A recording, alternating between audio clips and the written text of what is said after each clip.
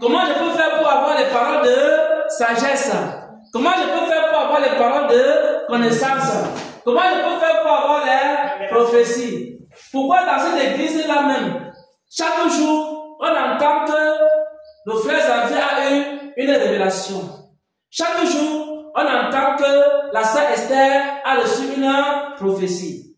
Chaque jour, on entend que la sœur divine a reçu une vision. Chaque jour, on entend que la sœur Ruth, elle a reçu une révélation, plus la prophétie, plus la vision.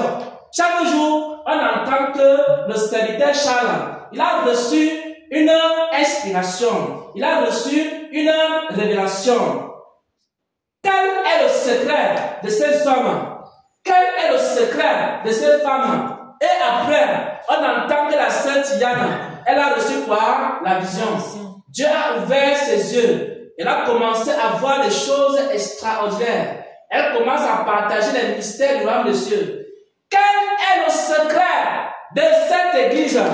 Quel est le secret de cette assemblée? Pourquoi il y a toujours les révélations? Pourquoi il y a toujours les songes? Pourquoi il y a toujours les visions? Pourquoi il y a toujours les paroles de connaissance? Je vais vous donner le secret. Alors, nous entrons ici dans la deuxième partie de ce message. C'est un message qui n'est pas long, mais c'est un message qui est puissant. La deuxième partie de ce message s'intitule la prédication de la foi, qui est aussi la prédication de la croix. Amen. J'aimerais que quelqu'un lise Galates 3,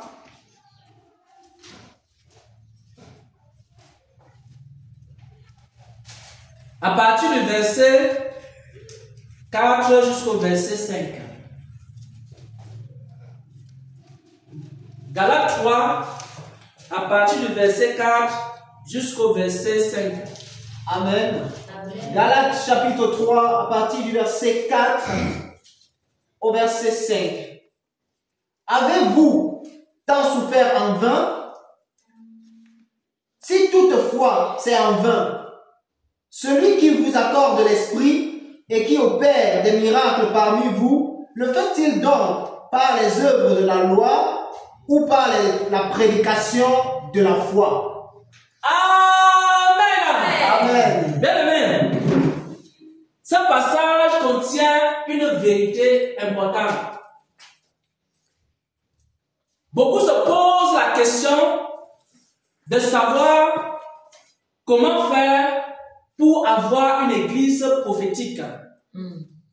Comment faire pour avoir une église dans laquelle il y a constamment la parole de vie à travers les paroles de sagesse, les paroles de connaissance, les visions, les songes et toutes sortes de révélations. Galates 3 au verset 4 jusqu'au verset 5 nous enseigne le secret. C'est lui qui vous accorde l'esprit. Qui accorde l'esprit? Le Seigneur. Le Seigneur. Et qui opère les miracles parmi vous? Qui opère les miracles? C'est toujours le Seigneur. Écoutez attentivement la révélation. Le fait-il par les œuvres de la loi ou par la prédication de la foi? C'est-à-dire quoi? Tout dépend du message qui est prêché dans l'église. Amen. Si c'est la prédication de la foi qui est communiquée dans l'église, alors celui qui a communiqué la foi au pasteur, au docteur, au prophète, ou alors au serviteur de Dieu, il fait quoi, mes frères et sœurs? Il accorde l'esprit à ceux qui écoutent quoi? La prédication de la foi. Ce n'est pas n'importe quel prédication que tu vas écouter et Dieu va te donner l'esprit. Parce que lorsque Pierre est arrivé dans la maison de Corneille, Pierre a prêché quoi? Il a prêché ses pensées. Non. Il a prêché ses raisonnements. Non. Il a prêché ses sentiments. Non. Il a prêché plutôt ce qu'il a reçu de la part du Seigneur. Amen. Pourquoi? Parce que dans le secret, Pierre était en train de prier. Il était en jeûne. Et puis il va voir comment le ciel va s'ouvrir. On va lui dire, tue et mange. Et Dieu va lui donner quoi? Une vision. Dieu va lui donner quoi? Une révélation. Sur la base de cette révélation et sur la base de cette vision, il va comprendre que l'évangile n'a pas été donné seulement aux Juifs, mais l'évangile a été donné seulement aussi aux païens, aux non-juifs. C'est pourquoi il est écrit, ne les déclare pas impurs. C'est que moi j'ai déclaré pur. Pierre a saisi quoi? La révélation. Ce n'est pas venu de Pierre lui-même. Pierre n'est pas allé dans une école biblique pour aller apprendre ces choses. Pierre était en train de chercher Dieu. Pierre était dans la présence de Dieu. Pierre était en train de faire des retraites spirituelles. Comme nous aussi nous faisons les retraites spirituelles. Comme la plupart d'entre nous, nous sommes en jeûne, nous sommes en prière, nous sommes dans les jeûnes de 10 jours, nous sommes dans les jeûnes de 5 jours, nous sommes dans les jeûnes de 3 jours. Nous sommes en train de chercher quoi? La foi. Nous sommes en train de chercher quoi? La parole de Dieu. Nous sommes en train de chercher quoi? La face de Dieu. Nous sommes en train de chercher quoi? La volonté de Dieu. Et pendant que Pierre, qui n'avait pas la foi, qui n'avait pas la connaissance, qui n'avait pas la révélation, qui n'avait pas l'enseignement, qui ne savait pas quoi faire, il était à genoux devant le Seigneur. Il dit à Dieu, Seigneur, Seigneur, comment je dois faire? Le ciel va s'ouvrir. Le ciel va s'ouvrir. Dieu va nous communiquer quoi? La foi. À travers quoi? Une vision. Et maintenant, à travers cet enseignement, l'apôtre Pierre va entrer dans la maison de Corneille. Amen. Amen. Pierre va aller prêcher ce qu'il a reçu. Amen. Et ce qu'il a reçu, ça s'appelle quoi? La prédication de la foi. Jésus. Amen. Et pendant que Pierre est en train de prêcher la prédication de la croix, la Bible dit que l'Esprit de Dieu, qui se mouvait au-dessus des eaux, descendit sur tout ce qui était dans la maison. Il commençait à parler en langue. Il commençait à avoir des visions. Il commençait à avoir des songes. Il commençait à avoir des révélations. Il commençait à avoir des inspirations. Amen. Et c'est comme ça, à travers la prédication de la foi, que Dieu répand quoi? Son esprit. Si je viens ici, je commence à prêcher mes raisonnements. Parce que je suis trop fâché. Quand j'ai une personne ici, et j'ai décidé que je vais sortir un message spécial contre la sœur Tiniane. C'est pour ça que je suis fâché contre toi et dit que je vais aller sortir le message. Ça va te... Quand tu vas écouter le message, quand tu vas sentir qu'il y a un prédicateur ici dans l'église aussi. Et quand je parle fabriquer un tel message, si je viens prêcher, il n'y aura pas l'esprit qui sera allé en juge. Vérité. Et maintenant, si nous tous qui sommes des prédicateurs, nous tous qui enseignons, chacun peut apporter sa part. Des raisonnements viennent ici. L'esprit ne sera pas répandu. Nous allons nous rendre compte que de plus en plus, après un moment donné, l'esprit va commencer à partir, la grâce de Dieu va commencer à partir. Et ceux qui vont dire que nous, on reste dans la foi, qu'est-ce qui va se passer? L'église sera divisée en deux. Vérité. D'un côté, il y aura les prophètes qui disent que nous, on reste dans la foi. Si vous voulez vous prêcher vos choses. Maintenant, quand les prophéties vont sortir, ça va commencer à sortir contre le prédicateur. Ça va commencer à sortir contre ceux qui prêchent les faux messages. Et là, maintenant, on va les chasser de l'église. C'est exactement comme ça que Dieu quitte les églises. Dieu quitte les assemblées. le message sort. Le message est tellement difficile.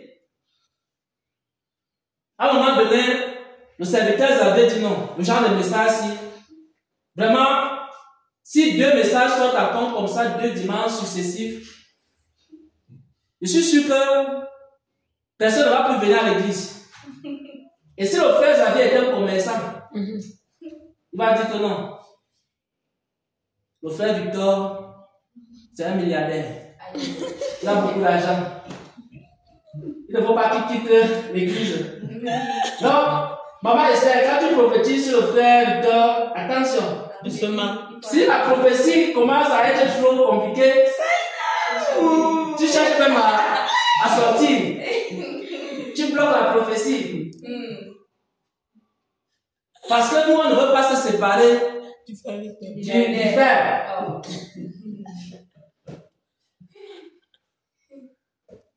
Et c'est comme ça que on a commencé à tuer les prophètes dans les églises. Pourquoi? Parce que tout ce que nous faisons, c'est d'abord ce que nous avons reçu. Et nous recevons ça d'où? Du ciel. Et quand nous acceptons quoi? Nous acceptons les révélations de Dieu. Et Seigneur Jésus-Christ. Je viens de recevoir une révélation. Amen. En fait, la raison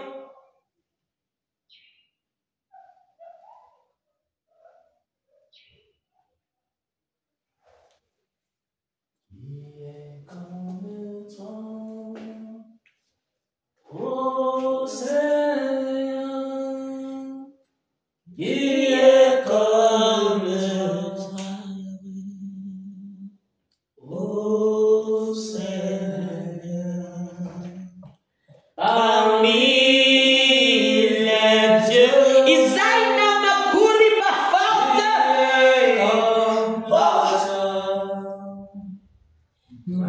magnifique en sainteté, digne de louange, opérant des prodiges.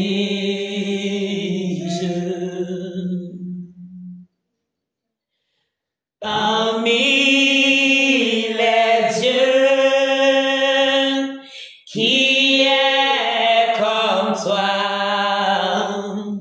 magnifique en sainteté, digne de louange, opérant des prodiges.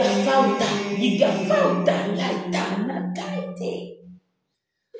Oh, il est prodigieux.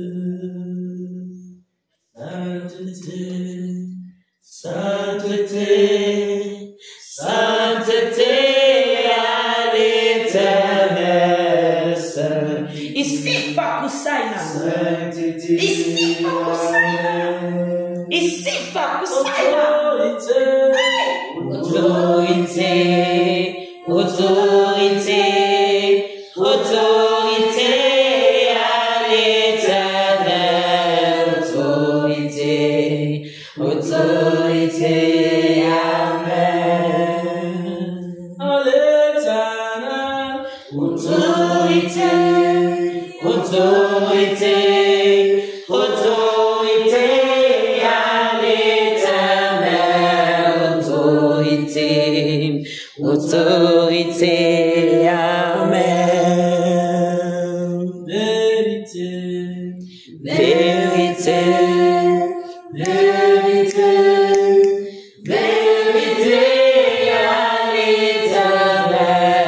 Vérité, vérité, amen. Sifaku saina, isifakuina, isifakuina, isifakuina, isifakuina,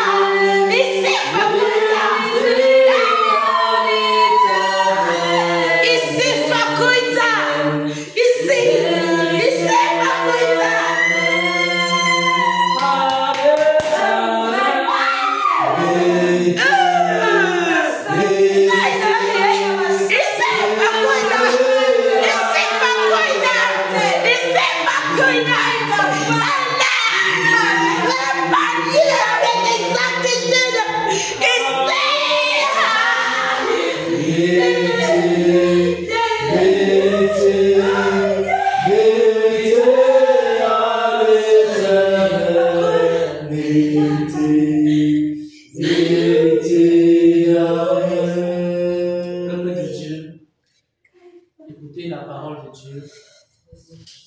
savez pourquoi on appelle la prédication de la foi, on l'appelle aussi la prédication de la croix? Parce que la parole qui descend du ciel et qui arrive dans une église, cette parole-là, elle crucifie la chair. Amen. Et quand la chair est crucifiée, alors qu'est-ce qui se passe, mes frères et sœurs, en Jésus-Christ? L'esprit commence à s'élever. Plus la chair meurt, plus l'esprit s'élève. Jusqu'à ce que la chair soit complètement détruite et que l'homme soit complètement rempli de l'esprit de Dieu. Et si vous voulez que les chrétiens soient remplis de l'esprit de Dieu, ce n'est pas seulement en prenant un jeûne de 40 jours. Ce n'est pas seulement en prenant les jeûnes de 21 jours. Parce que les rêves que les hommes et les femmes font dans les églises, c'est qu'ils se disent que la puissance de la révélation, la puissance des miracles se trouve uniquement dans les jeûnes et les prières. Bien-aimés frères et sœurs en Christ, la prédication de la foi est également appelée prédication de la croix parce que ce qui vient du ciel est esprit et vie. Parce que c'est esprit et vie, ça crucifie la chair avec ses passions, avec ses désirs. Ça crucifie quoi? La volonté de l'homme. Et quand la volonté de l'homme est crucifiée, alors la volonté de Dieu arrive dans sa vie. Il y a plusieurs personnes qui veulent connaître la volonté de Dieu. Tu ne pourras jamais connaître la volonté de Dieu si tu ne meurs pas dans ta propre volonté. Il faut dire Seigneur, Seigneur. Il faut dire Seigneur, Seigneur. Me voici pour faire ta volonté. Tout ce que tu vas me demander de faire, je vais faire. Je renonce à ma volonté. Je vais faire quoi? La volonté de Dieu. Et lorsque quelqu'un renonce à sa propre volonté, Dieu lui communique sa volonté. Et cette volonté se manifeste par quoi? À travers les songes, à travers les visions, à travers les prophéties, à travers les dons du Saint-Esprit qui sont répandus en abondance dans une assemblée. Si vous voulez que l'Esprit règne dans une assemblée, si vous voulez que l'Esprit règne dans une assemblée, si vous voulez que l'Esprit règne dans une église, il faut que la chair soit crucifiée. Plus la chair sera crucifiée, plus l'esprit va grandir, plus la chair va diminuer, plus l'esprit va augmenter. C'est pourquoi la prédication de la foi, qui est aussi la prédication de la croix, c'est une prédication qui crucifie la chair. Et lorsque on vous porte un message, et dans ce message, on vous dit que l'homme ne doit pas se livrer d'alcool, et d'autres enseignent qu'on peut boire. Ce n'est pas un péché parce que Jésus lui-même, il a transformé l'eau en vin. Celui qui prêche la prédication de la croix, il prêche contre l'ivrognerie, il prêche contre les excès de table. Ça fait quoi? Ça crucifie quoi? La chair. Et parce que la chair est crucifiée, alors l'esprit peut commencer à se mouvoir dans l'église. C'est la raison pour laquelle mes frères et sœurs, il faut marcher par la foi et non par la vue. Il faut écouter la prédication de la croix. Parce que la prédication de la croix crucifie quoi? Ça crucifie nos vieils hommes. Ça crucifie nos propres désirs. Je vais vous faire une révélation, bien aimés frères et sœurs en Christ. Il y a des hommes qui disent que le frère Xavier est sage. Le frère Xavier a beaucoup de paroles de sagesse.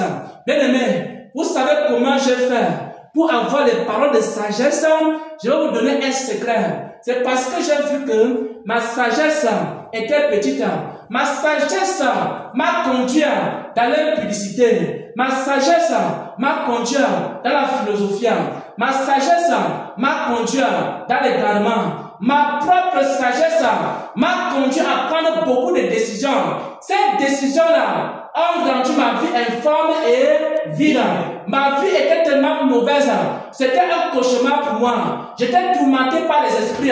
J'ai vu là où ma sagesse m'a conduit. Un jour, j'ai dit à Dieu, Seigneur, Seigneur, je veux que tu enlèves cette sagesse et que tu me donnes une nouvelle sagesse. J'ai renoncé à quoi? À ma propre sagesse. Et Dieu m'a donné quoi? Il m'a donné sa sagesse à lui. C'est ça la prédication de la croix. Quand on vous tu as renoncé à votre propre sagesse, quand tu veux écrire à quelqu'un, dis-toi que tu ne connais rien. Et là maintenant, le Saint-Esprit va te dire ce que tu dois lui enseigner. Vous savez une chose, les apôtres n'avaient pas été instruits, mais c'était les hommes les plus sages dans Jérusalem. Vous savez le secret que Jésus leur a donné? Il leur a dit, lorsque vous serez devant les gouverneurs, lorsque vous serez devant les tribunaux, ne vous inquiétez pas, ne vous inquiétez pas de ce que vous allez dire. Parce que quoi? Le Saint-Esprit lui-même, il va faire quoi? Il va parler à travers vous. Il va parler à votre place. Quand tu t'inquiètes, ma fille, tu bloques la grâce de Dieu dans ta vie. Quand une personne commence à s'inquiéter, quand tu t'inquiètes, mon fils, tu bloques la puissance de Dieu dans ta vie. Tu bloques la sagesse de Dieu dans ta vie. Tu bloques la connaissance de Dieu dans ta vie. Et lorsque tu dis maintenant, Seigneur, Seigneur, je veux faire ta volonté, Dieu fait quoi? Il relâche une puissance, il relâche une puissance, il relâche une grâce. Tu cherches les grâces de Dieu, tu cherches les grâces de Dieu, mais tu ne connais pas comment on cherche les grâces de Dieu. Est-ce que tu sais comment on cherche les grâces de Dieu? Est-ce que tu sais comment on cherche le don de vision? Est-ce que tu sais comment on cherche le don de révélation? Demande à ma fille divine, parce que quand on lui a dit de monter, elle est montée. La parole de Dieu lui a dit de descendre, elle est descendue. La prophétie lui a dit de marcher de telle manière, elle a accepté. Elle a laissé que sa chair soit crucifiée. N'avais-tu pas une volonté? N'avais-tu pas des projets? N'avais-tu pas des ambitions? N'avais-tu pas des choses que tu voulais faire dans la vie? Est-ce que tu n'avais pas des ambitions? Est-ce que tu n'avais pas des choses à faire? Qu'est-ce qui s'est passé? Qu'est-ce qui s'est passé? Tu as abandonné ces choses. Tu as renoncé à toi-même. Et comme tu as renoncé à toi-même, Dieu a lâché quoi? Une puissance dans ta vie. Et les gens se posent la question, comment elle a fait pour avoir le don de vision? Comment elle a fait pour avoir le don de révélation?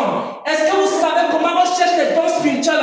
Il faut crucifier la chair pour que l'esprit vienne. Il faut que tu acceptes la volonté de Dieu. Mon frère, porte ta croix. Ma soeur, porte ta croix. Porte ta croix, serviteur de Dieu. Il y a la puissance de Dieu qui arrive, qui agit dans la vie des hommes et des femmes, qui porte la croix. Il y a une puissance. Il y a une puissance. Dans la prédication de la croix, beaucoup de gens cherchent la puissance dans le jeûne, la prière. Seulement, ils ne font que maigrir. Ils ne font que maigrir. Ils ne font que maigrir. Et d'autres meurent même dans le jeûne. Oh mon Dieu, mon roi. Il faut porter ta croix. Il faut porter ta croix. Dans la prédication de la croix, il y a quoi? Il y a une puissance. La puissance qui accompagnait les apôtres. C'est pourquoi? C'est parce qu'ils portaient leur croix. C'est parce qu'ils portaient leur croix. C'est parce qu'ils portaient leur croix. Ceux qui ont renoncé à leur propre volonté, ils ont connu la volonté de Dieu. Ceux qui ont renoncé à leur propre connaissance, ils ont reçu les paroles de connaissance. Ceux qui ont renoncé à leur propre intelligence, ils ont reçu une intelligence surnaturelle. Ceux qui ont renoncé à leur propre force, ils ont reçu une force surnaturelle. Ceux qui ont abandonné leur propre désir, ils ont été remplis des désirs de Dieu. Ceux qui ont abandonné également quoi? Ils ont abandonné les soucis de la vie. Dieu a fait quoi? Dieu leur a donné quoi? Une onction supérieure au-dessus des autres.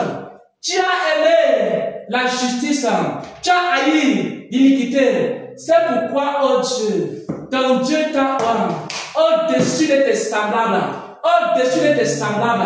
Je suis en train de former un peuple qui sera au-dessus, un peuple qui sera au-dessus, un peuple qui sera au-dessus, au-dessus de ce que vous avez vu, au-dessus de ce que vous avez entendu, au-dessus. Ce peuple sera au-dessus, parce que ce peuple me cherche, parce que ce peuple me cherche, parce que ce peuple a accepté de porter la croix. Ce peuple sera au-dessus.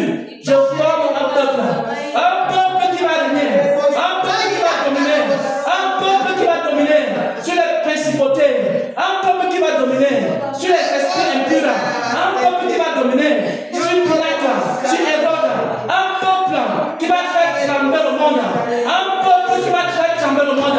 Il y a une génération d'hommes et de femmes qui s'élèvent, qui s'élèvent, qui s'élèvent, qui s'élèvent nation. Nation, préparez-vous. Vous y allez. Nation, préparez-vous.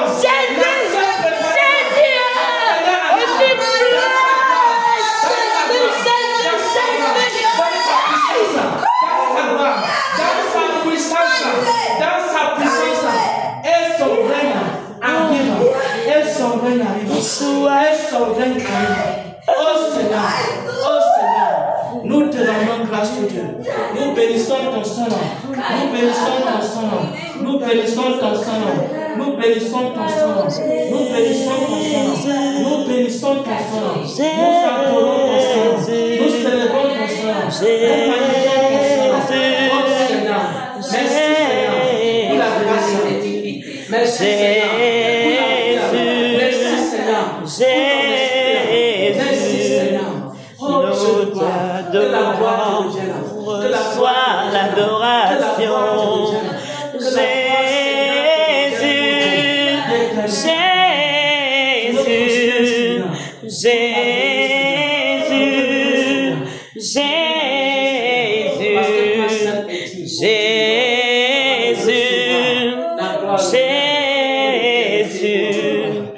Nous t'honorons, tu es digne de gloire. Jésus, Jésus, Jésus, Jésus, Jésus,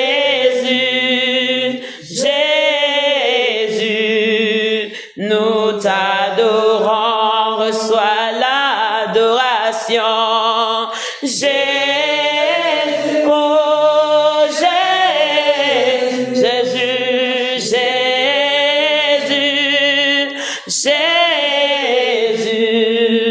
Jésus, Jésus, Yasaina Makuriba, Jege Yakafa, tu es digne d'adoration. Jésus, Jésus, Jésus, Jésus.